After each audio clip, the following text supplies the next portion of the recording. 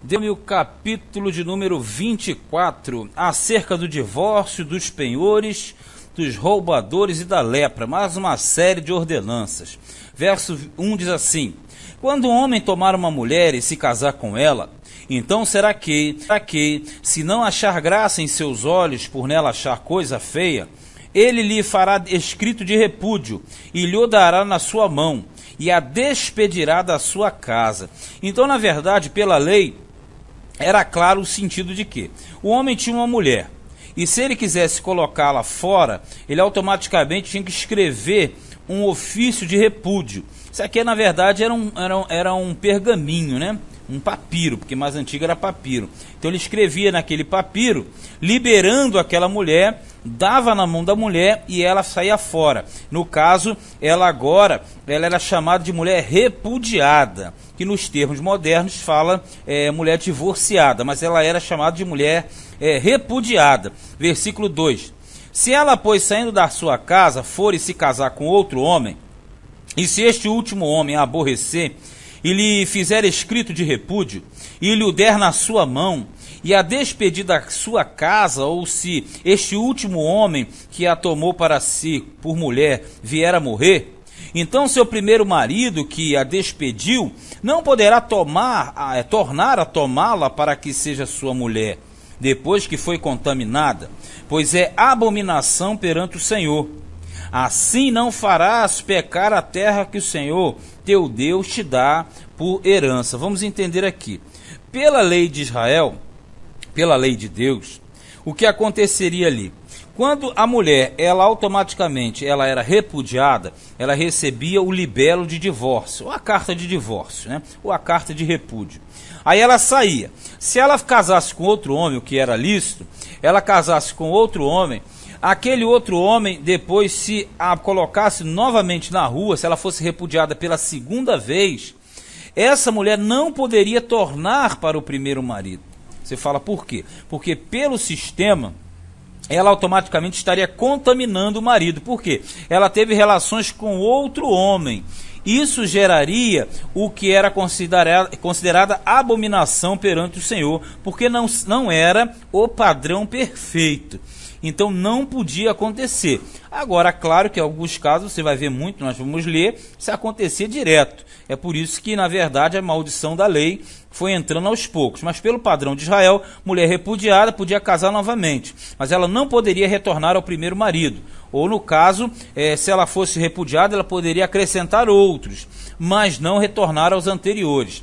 Veja no versículo 5. Quando algum homem tomar uma mulher nova, não sairá à guerra, nem se lhe imporá carga alguma. Por um ano inteiro ficará livre na sua casa e alegrará a sua mulher que tomou. Então o padrão era o seguinte: casou, ali está com a mulher nova. Quando fala nova aqui, não é nova de idade, nova é se ele contraiu outro matrimônio, porque você sabe que na cultura israelita a poligamia, ela existia, né? Então, na verdade, se o elemento tivesse uma mulher nova, não nova de idade, nova por ser nova mulher, novo matrimônio, ele teria 1 ano de isenção no serviço militar. Versículo 6. Não se tomarão em penhor as duas mós, nem mesmo a mó de cima, pois se penhoraria assim a vida. Quando fala das mós, a mó é a pedra do moinho. Então, na verdade, você tinha 2 mós, a mó de cima e a mó de baixo. Aquilo ali era uma engrenagem que fazia o moinho rodar. Então, aqui diz que não poderia tomar em penhor a mó, porque a mó era o instrumento de trabalho do próximo. Então, se você penhorasse a mó, você estaria deixando aquela pessoa em extrema situação negativa, porque ele ficaria sem condição de sobrevivência. Então não poderia penhorar a mó, nem se a pessoa quisesse não poderia. Verso 7. Quando se achar alguém que furtar um dentre os seus irmãos, dos filhos de Israel, e com ele ganhar e o vender, o tal ladrão morrerá, e tirarás o mal do meio de ti. Porque você sabe muito bem que aquele que roubava, e na verdade ele roubava o próximo, a lei era bem clara, era a sentença de morte. 8. Guarda-te da praga da lepra, e tem grande cuidado de fazer conforme tudo que te ensinarem os sacerdotes levitas. Como lhes tenho ordenado, terás cuidado de o fazer. Esse versículo aqui, ele fala a respeito da lepra. A lepra, na verdade, ela era considerada pelos israelitas como consequência de pecados não expiados, os chamados pecados encobertos ou escondidos. Aquele que a pessoa fazia que ninguém via, e por ninguém ver ele achava que não precisava fazer expiação, mas deveria fazer. Por isso quando ele fala assim, guarda-te da praga da lepra e tem cuidado de fazer conforme tudo que te ensinaram os sacerdotes levitas, quer dizer que se abstendo de cumprir aquilo que o sacerdote levita colocou e está na lei, automaticamente aquilo poderia trazer um dano. Como lhes tenho ordenado, terás cuidado de o fazer. Lembra-te do que o Senhor teu Deus fez a Miriam no caminho quando saíste do Egito. Porque a Miriam, lá quando saiu do Egito, lá em Números capítulo, está lá em capítulos 12, né? Versículos 10, 11, 12. A Miriam, ela levantou um motim contra Moisés, ela ficou leprosa. Então aqui está o alerta: guarda a lei de Deus para que porventura você não venha contrair uma lepra. Como eu falei, era considerada pelos israelitas como consequência de pecado oculto não expiado. A partir do versículo 10 muda um pouquinho de assunto, fala acerca de empréstimos. 10 diz assim: quando emprestares alguma coisa ao teu próximo, não entrarás em sua casa para lhe tirar o penhor. Tipo assim, você emprestou, está querendo de volta o seu pagamento, tu entra na força. Não podia acontecer. Fora estarás, e o homem a quem emprestaste te trará fora o penhor, senão seria invasão de domicílio. Porém, se for homem pobre, te não deitarás com o seu penhor. Tipo o seguinte, se você é homem se a pessoa é homem pobre, você ficou com o penhor dele, aí já mudou. Você deveria entregar. Por isso que ele fala, em se pondo o sol, certamente lhe restituirás o penhor. Para que durma na sua roupa e te abençoe. E isto te será a justiça diante do Senhor teu Deus. É mais ou menos o seguinte, eu precisei, penhorei minha furadeira, vamos botar para o dia de hoje, uma furadeira ao próximo. Aí ele me deu determinado dinheiro, certo? Por aquilo ali. Só que o pagamento só vale até a noite. Então quando chegasse o final da noite eu deveria devolver, porque eu simplesmente tinha alugado aquilo ali, eu tinha penhorado. Então, na verdade, você usou, e aí como você usou, você tinha que devolver. Você não poderia ficar com aquilo que pertencia ao teu próximo no teu seio. Você deveria devolver. Por isso que ele diz, porém, se for homem pobre, te não deitarás com o seu penhor. Quer dizer, não vai ficar com o penhor dele. Você vai devolver. Porque ele te penhorou, porque ele precisava. Agora, no caso, você vai e devolve aquilo como era o exigido por Deus. Já no versículo 14 em diante, fala do amor para com os pobres, estrangeiros e órfãos. Na verdade, essas são as classes desfavorecidas: pobres, estrangeiros, órfãos e viúvas. Porque eles não tinham amparo. Então, Israel deveria amparar essas classes. Diz assim no 14, não oprimirás o jornaleiro, quer dizer, o jornaleiro aqui é o diarista, aquele que trabalha para receber no final do dia. O jornaleiro pobre e necessitado de teus irmãos ou de teus estrangeiros que estão na tua terra e nas tuas portas. Nas tuas portas, quer dizer, dentro das suas cidades.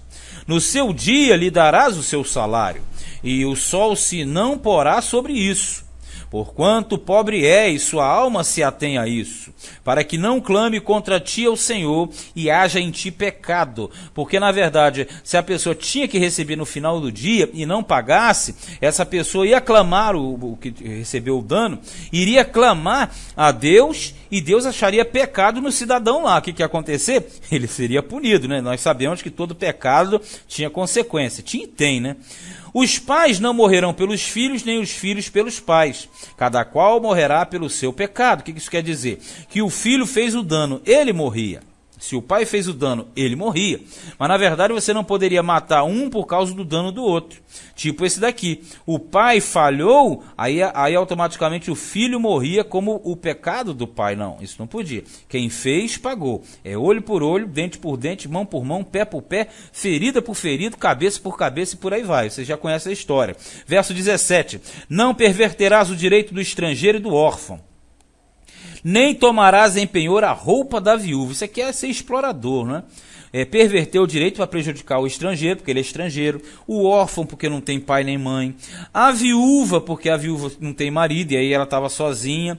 Então não poderia ser feita esses tipos de injustiças com essas classes de pessoas. 18. Mas lembrar-te-ás de que foste servo no Egito, e de que o Senhor te livrou dali, pelo que te ordeno que faças isso. Sempre traz a memória de que eles foram escravizados no Egito, repara? Aí diz assim no 19, quando no teu campo cegares a tua cega e esqueceres uma gavela no campo. Gavela é o feixe, tá? Gavela é o feixe. Não tornarás a tomá-la. Para o estrangeiro, para o órfão e para a viúva será, para que o Senhor teu Deus te abençoe em toda a obra das tuas mãos. Então, na verdade, essa é a lei do rabisco, né? Quando caía alguma coisa, deveria ficar no chão, porque essas classes desfavorecidas, órfãos, estrangeiros, viúvas, pobres, eles viriam automaticamente para colher as espigas caídas, o material caído, o mantimento caído. Quando sacudires a tua oliveira, não tornarás atrás de ti a sacudir os ramos. Para o estrangeiro, para o órfão e para a viúva será, mesmo critério. Quando vindimares a tua vinha, não tornarás atrás de ti a rebuscá-la. Eu falei, a lei do rabisco, né? Rabiscar é o mesmo que rebuscar. Para o estrangeiro, para o órfão e para a viúva será o restante, mesmo critério.